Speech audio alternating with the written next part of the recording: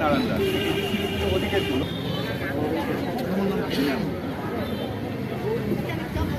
একই সঙ্গে যশোদা এবারে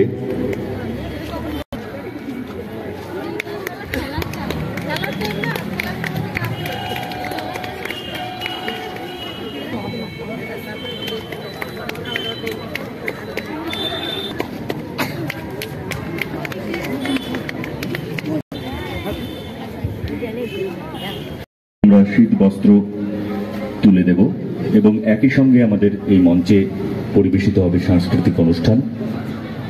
আমাদের মধ্যে যে সমস্ত সম্মাননীয় অতিথিবর্গ এসেছেন তাদের হাত দিয়েই আমরা চাইছি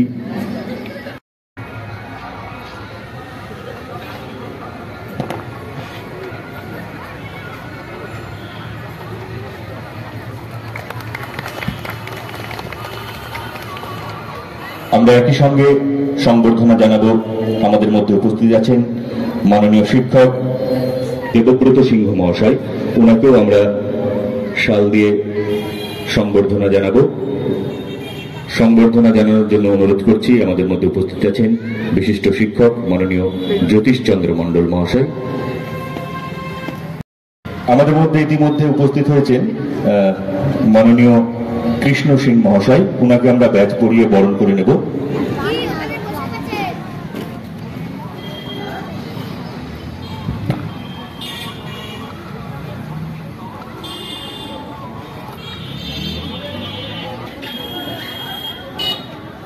যাদের 1 নং পঞ্চায়েতের 151 নম্বর বুথের পঞ্চায়েত সুমি রায়ের উদ্যোগে আমাদের আজকের আয়োজন।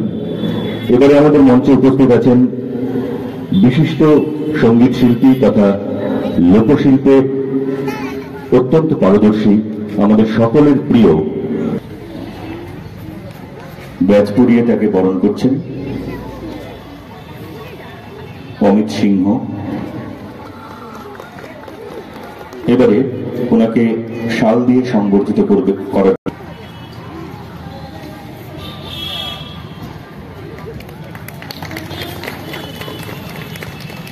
এবারে আমাদের মধ্যে উপস্থিত আছেন একটু আগেই যিনি বক্তব্য রাখলেন মাননীয় নির্মল কুমার সাহা মহাশয়। আমাদেরকে নীরব রাখার ক্ষেত্রে ওনার প্রয়াস চলছে প্রতিনিয়ত, আমরা সবাই জানি।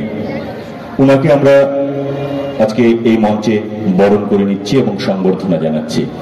একটি শাল দিয়ে ওনাকে আমরা আজকে অনুষ্ঠান হচ্ছে 151 নম্বর বুথ শিউচাক বুথ। এই বুথ কমিটির যে গ্রাম পঞ্চায়েত সদস্য সুমি রায়, তার উদ্যোগে মূলত অনুষ্ঠানটা হচ্ছে। নাগরিক সম্বর্ধনা, শীতবস্ত্র প্রদান এবং সাংস্কৃতিক অনুষ্ঠান এটা করছে আমাদের, আর সমস্ত পরিচালনা করছে বুথ কমিটি যা আছে আমাদের। সেটাই কি উপলক্ষে? নেতাজি সুভাষচন্দ্রের জন্মজয়ন্তী উপলক্ষে। এমনই উদ্যোগে কেন নেওয়া নিলেন দাদা? বসো। এমন একটা দিনটাকে বাঁচলাম যে এটা আজকে নেতাজির জন্মবার্ষিকী, একটা মহান দেশনায়ক, তাকে তার স্মৃতিটাকে আমরা আগিয়ে ধরে রাখতে এই উদ্দেশ্যে পূরণ করতে পেরেছি। এর পাশাপাশি যে দুস্থ গরিব মানুষদের মাথায় শীতবস্ত্র, এর পাশাপাশি আমরা কিছু দুস্থ গরিব মানুষ যারা আছেন এই ঠান্ডায় কাতর, তাদেরকে শীতবস্ত্র দিচ্ছি। আপনার নাম? আমার নাম সনাতন রায়।